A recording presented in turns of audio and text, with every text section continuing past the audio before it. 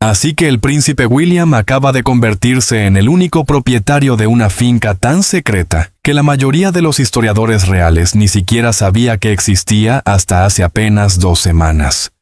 Y la forma en que Camilla y su hijo, Tom Parker Bowles, se enteraron de ello habría provocado dentro de los muros del palacio una furia de esas que el personal describe como algo que no se había visto en una generación.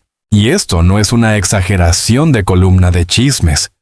Proviene de varias fuentes que, según se afirma, estuvieron presentes en las salas cuando se abrieron los documentos.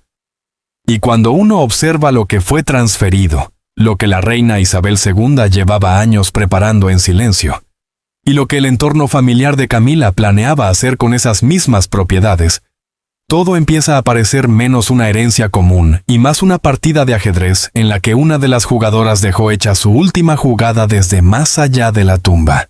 Antes de entrar en todos los detalles, asegúrate de estar suscrito a Crown Watch para no perderte ninguna actualización a medida que salga nueva información. Bien, empecemos por donde esta historia realmente comienza. 1944. La Segunda Guerra Mundial todavía está en pleno desarrollo. Gran Bretaña atraviesa una incertidumbre existencial, y el rey Jorge VI compra discretamente una finca escondida en lo profundo de las colinas de Chiltern, en la frontera entre Oxfordshire y Buckinghamshire. Su nombre es Cedar Estate, y desde el mismo momento de su adquisición fue diseñada para desaparecer. No apareció en ningún registro real público. No hubo informes en la prensa, ni reconocimiento ceremonial de ningún tipo. Durante más de 80 años, Cedar Estate existió únicamente en conversaciones susurradas entre altos cortesanos. Una propiedad en la sombra, conocida por casi nadie, y protegida por todos los que sí sabían de su existencia. Y esa es la primera pregunta que deberías tener en mente. ¿Por qué la familia real mantendría una finca secreta durante 8 décadas? ¿Qué había dentro de ella para exigir semejante nivel de ocultamiento? La respuesta llegó en las notas internas de briefing, compartidas con miembros del gremio de corresponsales reales la mañana del 3 de febrero de 2026.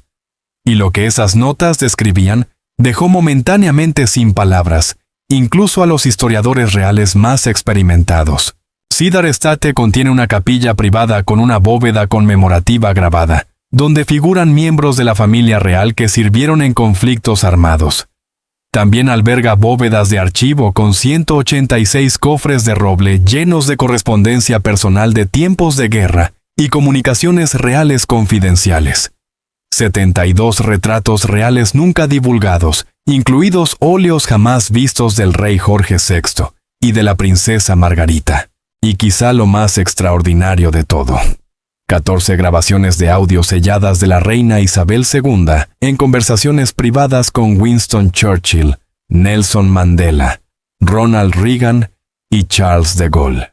Un archivista que pasó décadas trabajando dentro de los archivos reales describió la colección con una frase imposible de olvidar. Aquello no era, dijo, un museo de historia. Era la arquitectura cruda y sin filtros de la memoria real. Una ventana al alma privada de la monarquía. Ahora bien, esto se vuelve todavía más importante por otro motivo. Entre 2017 y 2021, el príncipe William había estado visitando Cedar Estate discretamente durante fines de semana privados. No iba como turista, no asistía como invitado ceremonial. Caminaba por los bosques de cedros junto a la reina, revisaba correspondencia de guerra, catalogaba personalmente despachos navales, reordenaba cientos de cartas escritas por soldados durante la Segunda Guerra Mundial. Incluso reparó sistemas de control de humedad en las cámaras de archivo. Aquello no era una obligación de apariencia, era custodia por convicción, y la reina Isabel lo notó. En una anotación manuscrita encontrada dentro del fideicomiso de pacto, escribió estas palabras: «Heredará más que la corona, heredará el silencio que la preservó». Esas palabras no fueron casuales, fueron una declaración. Ahora tenemos que hablar de la arquitectura legal que hizo posible esta transferencia, porque es tan extraordinaria como la propia finca. Cedar Estate no pertenece al Crown Estate. Tampoco forma parte del Ducado de Cornualles.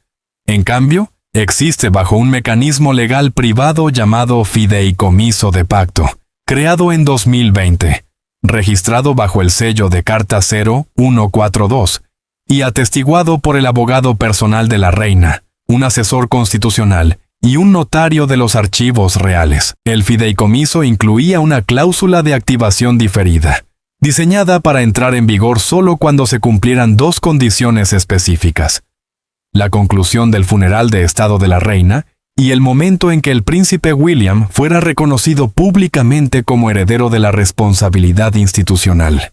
Ambas condiciones ya se han cumplido. La declaración oficial lo confirmó de manera clara. Bajo los términos del fideicomiso de pacto sellado, ejecutado por su difunta majestad, la reina Isabel II en 2020, la propiedad conocida como Cedar Estate pasará en custodia plena y exclusiva a Su Alteza Real, el Príncipe de Gales, con efecto inmediato. Palabras simples, consecuencias irreversibles. Pero aquí es donde la historia deja de ser una herencia y se convierte en una confrontación. Porque no todos recibieron esta noticia con elegancia. Varias fuentes han confirmado lo que algunos dentro del palacio sospechaban desde hacía tiempo. La reina Camila y su hijo, Tom Parker Bowles, habían estado intentando, de manera discreta, persistente y estratégica, colocar Cedar Estate bajo su influencia durante años. A partir de finales de 2024, Camila había comenzado a defender. A partir de finales de 2024, Camila empezó a promover internamente lo que ella llamaba el Windsor Cultural Legacy Center. Sobre el papel, el proyecto parecía impecable. Retiros gastronómicos dedicados a celebrar la herencia culinaria británica, salones literarios centrados en las narrativas femeninas de la realeza, y pequeños recorridos históricos por los bosques de cedros. En apariencia, todo sonaba respetable. Pero debajo de esa presentación cuidadosamente decorada, las ambiciones eran mucho menos sentimentales. Tom Parker Bowles veía algo muy distinto cuando miraba a Cedar Estate. Veía dinero. Memorandos privados revisados por fuentes cercanas al entorno real muestran que había estado desarrollando una visión que incluía un restaurante de degustación con aspiración Michelin dentro del antiguo pabellón de caza, una marca artesanal de alimentos llamada Royal Wild, con quesos madurados en cedro, trucha silvestre, miel de la finca y vinos estacionales de las tierras altas, además de cenas exclusivas para invitados de élite. En otras palabras, una operación comercial vestida con el lenguaje solemne de la herencia real. Entonces llegó el 18 de octubre de 2025. Y con él, una nota informativa filtrada que lo cambió todo. El equipo legal de Tom Parker Bowles había estado explorando si algunas partes de la finca podían ser reclasificadas bajo la ley de patrimonio público, argumentando que sus orígenes vinculados a la guerra justificaban un estatus de protección cultural. Esa reclasificación legal habría debilitado la reclamación exclusiva del príncipe William y potencialmente habría abierto la puerta a una gestión compartida. Así que la pregunta es inevitable. ¿Suena eso a respeto por un legado real sagrado? ¿O suena más bien a una toma comercial encubierta bajo una máscara de patrimonio? En noviembre de 2025, Camila organizó una recepción privada cerca de Henley-on-Thames, invitando a donantes vinculados al patrimonio, críticos gastronómicos e historiadores del arte. En la superficie, el evento celebraba la sostenibilidad rural. Pero algunos asistentes contaron una historia diferente. Según uno de los invitados, aquello fue un globo sonda, un ensayo general para un modelo de custodia público-privada que permitiría a la fundación de Camila y a donantes externos compartir el control de Cedar Estate. El príncipe William se enteró del evento. Rechazó participar de forma educada, pero firme. Mantuvo sin titubeos la visión original de la reina. 3 semanas después, activó el fideicomiso de pacto. Pero Cedar Estate no era el único campo de batalla. El 31 de enero de 2026, el registro de la propiedad se actualizó discretamente para reflejar otra transferencia que Camila no había previsto. Se trataba de North Acre Hall, una extensa propiedad patrimonial de 12.200 acres situada entre los antiguos setos de Wiltshire y las colinas onduladas de Berkshire. Históricamente, Northanger Hall había sido un retiro real poco conocido. Durante el reinado de Isabel II, había acogido fines de semana de caza y reuniones diplomáticas sensibles. Su combinación de prestigio histórico, ingresos agrícolas y derechos de licencia aún sin explotar, vinculados a un legado de 8 siglos, la convertían, según evaluaciones comerciales, en un activo real de enorme valor estratégico. Lo que hace especialmente llamativa la transferencia de Northanger Hall es el momento en que se produjo. Documentos fechados el 8 de septiembre de 2022, apenas unas semanas antes de la muerte de la reina, revelaron que Isabel II había reclasificado formalmente Northanger Hall. Pasó de ser un activo compartido de la corona a convertirse en una posesión personal de la soberana. Con eso, la reina se aseguraba de poder transferir la propiedad de manera privada mediante su testamento, en lugar de dejarla pasar por la sucesión institucional. En el apéndice R3, escribió: que Northanger permanezca con el hijo que carga con el peso de nuestro futuro, que no sea solo refugio, sino santuario. La decisión dejó fuera tanto al rey Carlos como a la princesa Ana. Las ondas dentro del círculo real más íntimo fueron inmediatas y silenciosas, como una piedra cayendo en aguas quietas a medianoche. Según archivistas del palacio, esta fue la primera transferencia personal de ese tipo, desde la reasignación de tierras en las Highlands, realizada por la reina Victoria en 1872. Fue ejecutada en absoluto secreto. Solo 2 testigos vivos conocían la cláusula: Lady Sarah Caddo y el asesor legal de la difunta reina, Sir Alistair Denholm. El sobre sellado fue depositado con 3 palabras escritas en el exterior: para el reinado después de mí. Pero Camila no había permanecido inmóvil. Notas filtradas de un asistente del palacio confirmaron que, para 2023, ella y Tom Parker Bowles habían estado presionando discretamente para incorporar Northanger Hall a una iniciativa de herencia culinaria real. En público, se presentaba como un renacimiento de la cocina del campo a la mesa. En privado, estaba respaldada por inversores de lujo de Emiratos Árabes Unidos y por una firma de capital de riesgo con sede en París. El plan incluía un hotel boutique de 5 estrellas, una escuela de cocina patrimonial y una reconfiguración completa de la finca como destino de lujo Windsor. Un estudio de viabilidad comercial de julio de 2025 valoró solo los derechos de licencia de Northanger Hall en más de 48 millones de libras durante un horizonte de 10 años. Un cortesano, hablando bajo anonimato, resumió aquel momento con una precisión devastadora.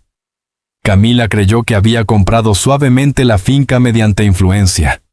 La reina la superó desde la tumba. Lo que siguió fue una campaña cuidadosamente orquestada de rumores y presiones sutiles, liderada por Maurice Lelo, antiguo hombre de confianza de Camila y consultor de relaciones públicas retirado, conocido por sus maniobras discretas dentro de los canales no oficiales del palacio. A finales de 2025, comenzaron a aparecer artículos de opinión anónimos que sugerían que la monarquía había invertido demasiado en activos patrimoniales y que necesitaba recalibrar la equidad generacional. En un último intento, Tom Parker Bowles presuntamente trató de asegurar una consulta de arrendamiento sobre el tramo del huerto sur de Northanger, alegando que se trataba de tierra cultivable sin uso.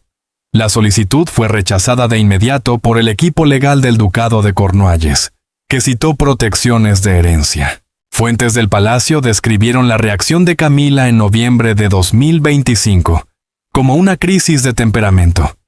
La palabra utilizada por quienes estuvieron presentes no fue ira, fue algo más frío: furia por haber sido superada por una mujer muerta. Y ahora llegamos a lo que quizás sea el capítulo más emocionalmente resonante de esta historia extraordinaria. A mediados de enero de 2026, la princesa Ana llevó a cabo una revisión forense de la correspondencia privada de la reina en la Oak Room de Windsor. Allí descubrió un documento doblado 3 veces y guardado dentro de un folio de cuero marcado con una W por William. Lo que encontró fue una cláusula como ninguna otra que la familia hubiera visto. Clarence Hill Estate, escondida en lo profundo de las colinas de Chiltern, y accesible únicamente por un discreto camino privado situado a 4 millas de cualquier carretera principal, había sido comprada en secreto en 1947 por el rey Jorge VI. Fue concebida como una reserva fuera de los libros oficiales para los herederos directos, aislada del parlamento, del escrutinio público y de los vaivenes de la financiación real. La directiva de la reina estaba escrita de su propia mano, clara, inequívoca y deliberadamente personal. Confío Clarence Hill a mi nieto William, en título y espíritu plenos, libre de cargas, libre de sombras. Que permanezca fuera del Crown Estate, inmune a la política, inmune al escándalo. Esta tierra es un pacto, no una mercancía. Su propósito es custodiar la línea moral de la sucesión. Esa frase, inmune al escándalo, no fue escrita al azar. Fuentes señalan que la reina se había vuelto profundamente cautelosa ante las controversias públicas que rodeaban al príncipe Andrés y ante las inestables incursiones mediáticas del príncipe Harry. Para Isabel, su legado necesitaba una protección moral, un lugar intacto, alejado del chisme, del beneficio económico y del caos. Clarence Hill sería el santuario del príncipe William y de Catherine, la brújula ética y dinástica del futuro de la familia. Camila se enteró de la transferencia el 20 de enero. Según fuentes cercanas, convocó de inmediato a su equipo legal en Highgrove, junto a Tom Parker Bowles. Su hijo acababa de sufrir una importante pérdida contractual en el mundo editorial, vinculada a un escándalo por el supuesto uso indebido del escudo real en sus marcas gastronómicas. Para Camila, Clarence Hill no era un lugar sagrado, era una oportunidad comercial, y tenía intención de reclamarla. Correos internos filtrados revelaron después su visión con sus propias palabras. Imaginad el lanzamiento del Jardín de la Reina al vuestro.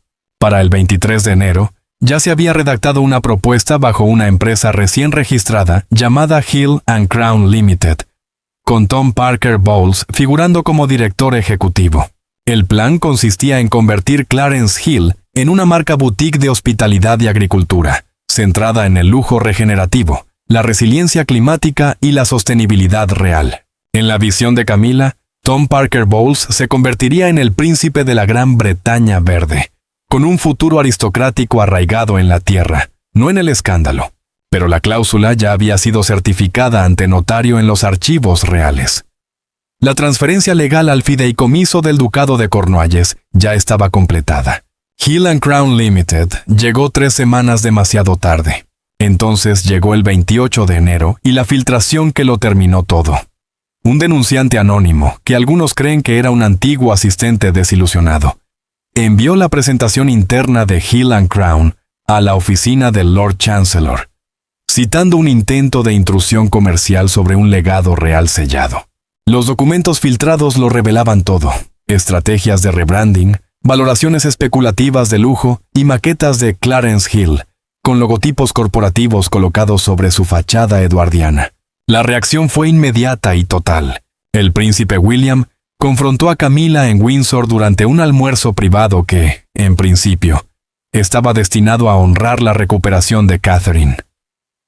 Fuentes cercanas a la Casa Real describieron el intercambio como breve, pero devastador. Según se afirma, William dijo: Clarence Hill no existe para ser embotellado, marcado o vendido. Es el último santuario del alma de mi abuela, y lo protegeré igual que protejo a mi esposa y a mis hijos. Camila se marchó sin terminar la comida. En las siguientes 48 horas, Hill & Crown Limited fue disuelta. Tom Parker Bowles canceló 3 apariciones públicas, alegando fatiga relacionada con el estrés. No se emitieron declaraciones oficiales. Pero dentro del palacio, el mensaje fue inequívoco. El rey Carlos se negó a involucrarse directamente en la confrontación. Más tarde, según se afirma, confió a la princesa Ana una frase que desde entonces se ha convertido casi en leyenda dentro del personal de la Casa Real. Isabel siempre supo quién sostendría la corona, no solo quién la llevaría. Y justo cuando el polvo alrededor de Clarence Hill parecía empezar a asentarse, apareció un nuevo campo de batalla. Y este era todavía más audaz que todo lo anterior. Greystone Downs, una finca protegida de más de 400 acres de bosque antiguo. Contaba con un pabellón de casa Tudor fechado en 1578 y una capilla privada de piedra adornada con reliquias del siglo XVII. Durante más de 4 décadas, la reina Isabel había conservado Greystone Downs como refugio y, al mismo tiempo, como archivo vivo del código moral de la realeza. Dejársela al príncipe William no era solo una decisión práctica, era un gesto simbólico. Él no era únicamente el heredero al trono, era el heredero de una forma de custodia contenida, de una dignidad silenciosa y de una responsabilidad que no necesitaba ser exhibida. Pero Camilla y Tom Parker Bowles lo veían de otra manera. Valorada en 80 millones de libras, según documentos recuperados de un antiguo asesor financiero, Greystone Downs era el objetivo más codiciado hasta ese momento. Su visión era impresionante por su ambición y para muchos aún más impresionante por su atrevimiento. Cabañas ecológicas a 5,000 libras la noche. Cenas de la granja a la mesa dirigidas por el propio Tom Parker Bowles. Un Royal Culinary Circle solo para miembros, pensado para una clientela de élite procedente de Emiratos Árabes Unidos y Asia Oriental. Todo empaquetado como un santuario Windsor. Una marca premium construida sobre los cimientos del patrimonio de otra persona. Entre bastidores, el enlace legal de Camilla, Sir Piers Mallory, había comenzado a examinar el testamento en busca de cualquier cláusula que pudiera permitir una custodia compartida o una colaboración patrimonial.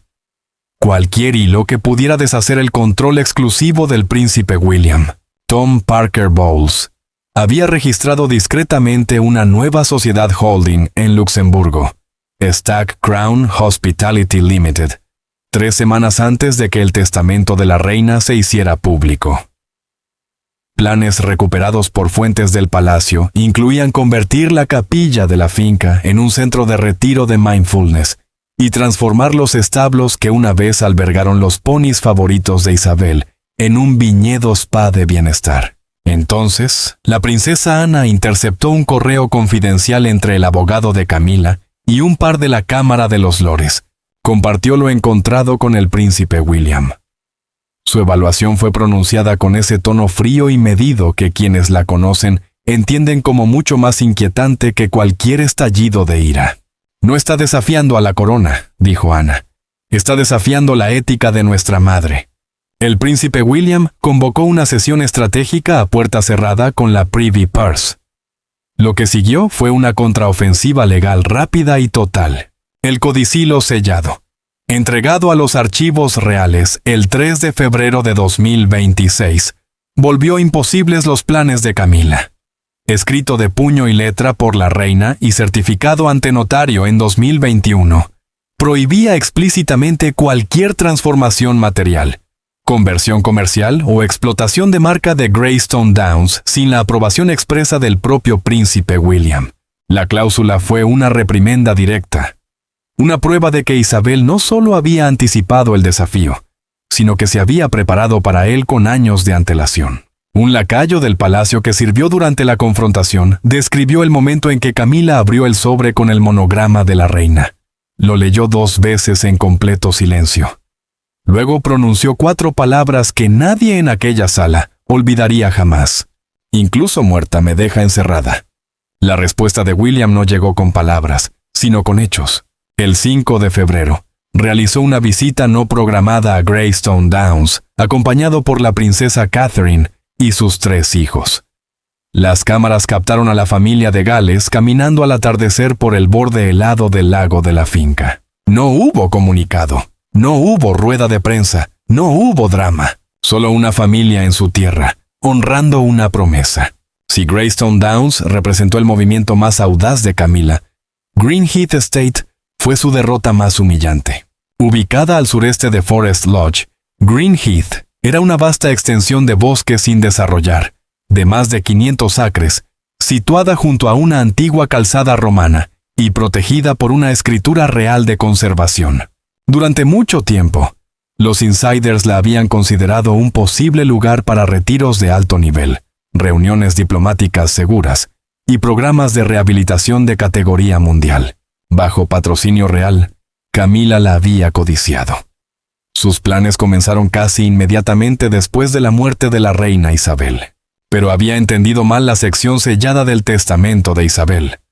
Supuso que Greenheath se refería a una parcela ceremonial o a unos terrenos de caza sin uso. Estaba completamente equivocada. Greenheath venía acompañada de un fideicomiso privado de 37 millones de libras, establecido discretamente mediante décadas de transferencias estratégicas y aprobado personalmente por la reina. Era un colchón financiero que había estado creciendo en segundo plano durante años, invisible para quienes no habían recibido instrucciones de buscarlo.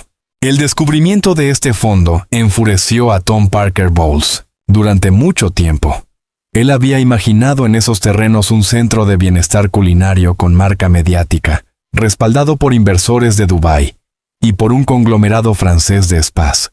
Camila supuestamente le había prometido que usaría su privilegio de regencia para asegurar el respaldo real mientras el rey Carlos permanecía semi-retirado.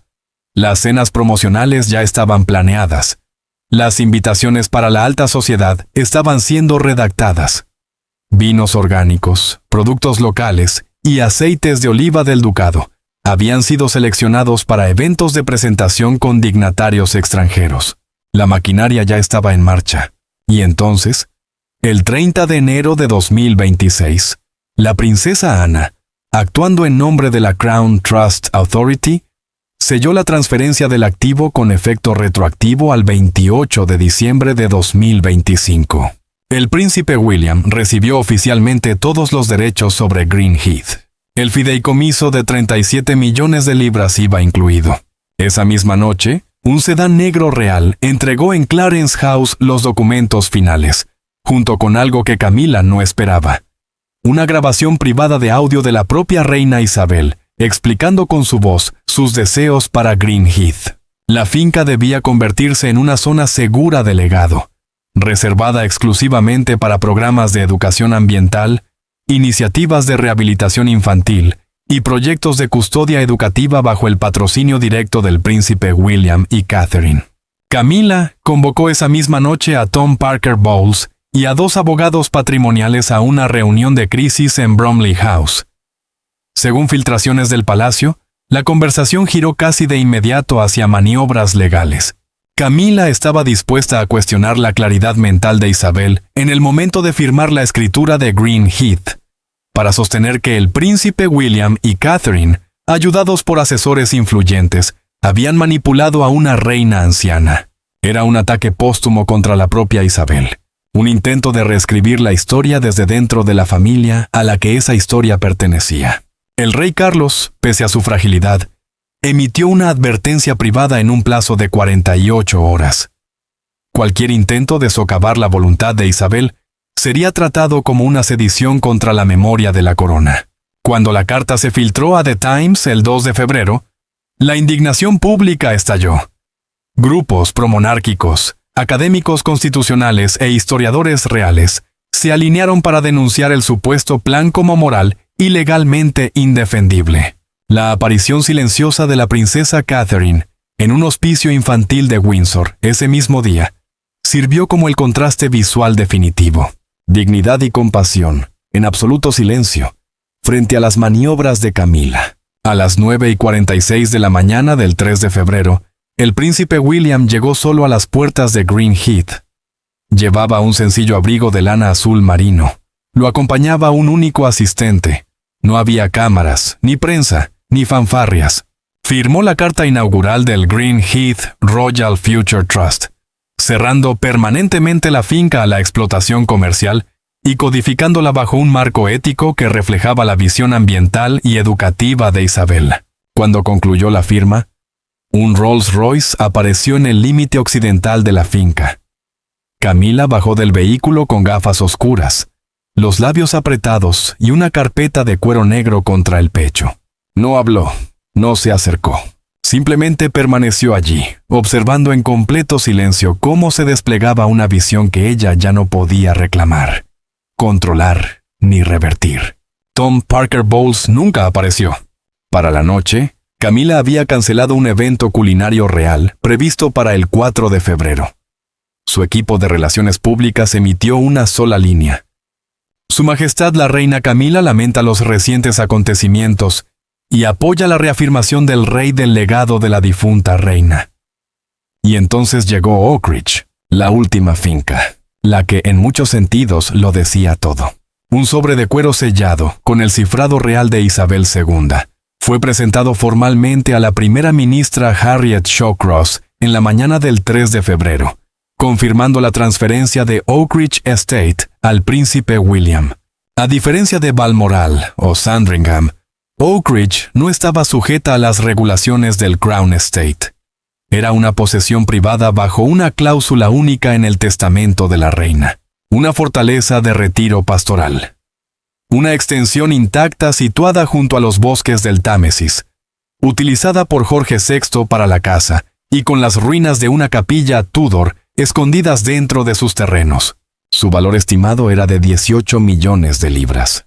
Pero esa cifra, como todos los involucrados entendían, era completamente secundaria. Oak Ridge había sido el hogar íntimo de Isabel durante disputas familiares.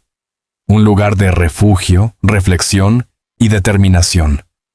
La cuna de los primeros veranos del príncipe William, el lugar donde, siendo niño, aprendió por primera vez lo que significaba pertenecer a algo más grande que uno mismo. Una última entrada de diario, guardada junto a la banda prensada en la biblioteca privada de la finca, hablaba sencillamente de la custodia futura y del cuidado del legado. Incluso mientras la transferencia se completaba, Camila y Tom Parker Bowles permanecían en silencio.